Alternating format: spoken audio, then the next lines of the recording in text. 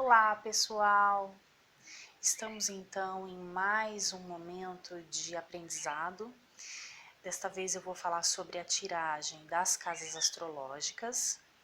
As casas astrológicas, como vocês conhecem, são 12 signos. E para tirar o tarô dentro dessas casas astrológicas, é necessário ter um conhecimento básico de astrologia, certo? Então, conhecer mais ou menos o aspecto de cada signo. Aí na tela vocês estão vendo a disposição, né, que nós devemos deixar as cartas, normalmente é em círculo, né, como se fosse uma mandala astrológica. Algumas pessoas também fazem em duas colunas, colocando 6 cartas em cada uma dessas colunas para facilitar, dependendo da mesa que você estiver tirando, que é um outro modelo aí também que nós deixamos disponível, caso você ache melhor no seu espaço, né, de tiragem. Então, o ideal é que se saiba realmente o significado das casas. Então, não importa se você vai colocar em círculo ou em colunas, tudo bem? Bom, então, primeira coisa que a gente tem que perceber, a primeira coluna, você vai tirar 3 cartas em cada coluna, certo? Cada coluna vai te dar uma visão ampla do aspecto ligado àquele signo na vida da pessoa. Então, por exemplo, Áries. Áries é a primeira casa astrológica. No caso, Áries é ligado ao ser, à essência, ao autoconhecimento, à autoimagem. Então, tudo que estiver relacionado a Áries, no caso, vai ter relação com a personalidade da pessoa, como que ela está naquele momento, né? E como ela é também, né, em questão de personalidade. A casa 2 é uma casa ligada a touro, é uma casa ligada aos bens, às finanças, né? Aquilo que ela tem de bem material, quais são as perspectivas materiais para aquela pessoa, tanto na área financeira, né, na área do trabalho. Normalmente essa casa 2 é complementada por algumas outras casas, né, que eu vou falar um pouquinho mais adiante, que nós podemos usar também a correlação entre as casas, né.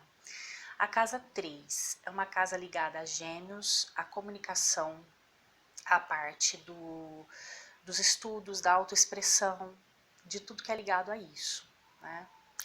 A parte de câncer seria a quarta casa, é uma casa ligada à família, né, ao campo afetivo. Nós temos leão, que é uma casa ligada à criatividade, à sexualidade, à parte amorosa, né. Nós temos também a próxima casa, que é virgem, uma casa ligada aos estudos, à carreira, à higiene, e também é uma casa que complementa a casa 2. Então, se você tiver dúvida em relação ao trabalho da pessoa, se não aparecer na casa 2, você pode dar uma complementada com a casa virgem, que é a casa 6, né?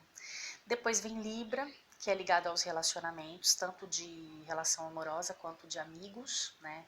Que você também pode dar uma complementada com a casa 3, que é a casa de gêmeos, tá? Que também é uma casa ligada à autoexpressão. Depois tem a casa de escorpião, que é a casa 8, que é uma casa bastante envolvente, né, ligada à parte da pessoa de renovação, de fechamento de ciclo, aquilo que está incomodando no momento, coisas que ela às vezes precisa resolver, fechar ciclos e abrir novos ciclos, ou também a parte sexual da pessoa aparece aqui, né. Sagitário é a próxima casa, uma casa bastante rica no sentido de expansão. Então tem a ver com a ligação da pessoa com o externo, como que ela se relaciona com o externo.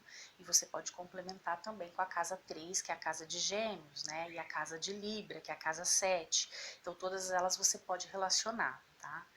Capricórnio é uma casa relacionada à organização, à carreira, à integridade da pessoa, à construção de alicerces, que é um signo de terra. Então você pode ligá-lo à casa de touro, né, que é a casa 3. Então perceba que a casa 2, desculpem, né? A casa 2 ela pode ser complementada por Virgem e também por Capricórnio. Depois nós temos Aquário, é a coluna da amizade, mas também da coletividade. É uma casa bastante ligada ao deixar fluir, ao eu ligado ao mundo, né? Como que existe esse altruísmo na pessoa, como que é a relação dela com o coletivo, né? Se ela é uma pessoa mais coletiva, mais fechada, né? Mais individualista. Então, tudo isso aí tem a ver com aquário, né? E peixes, para terminar, que é a coluna 12, é uma coluna ligada à espiritualidade, à inclusão da pessoa no mundo, que não tem a ver com a matéria, mas sim com as questões mentais, do inconsciente, né, ligadas a uma outra esfera aí de conhecimento. Então, nós temos aí 12 casas astrológicas, claro que eu falei o básico aqui, tá? Mas você pode sempre fazer a correlação entre essas casas, que seria a correlação entre os signos de fogo, os signos de terra, os signos de água e os signos de ar, tá? Então, os signos de água, por exemplo, eu tenho câncer, escorpião e peixes. Eu posso pensar em fazer uma correlação entre essas casas, né?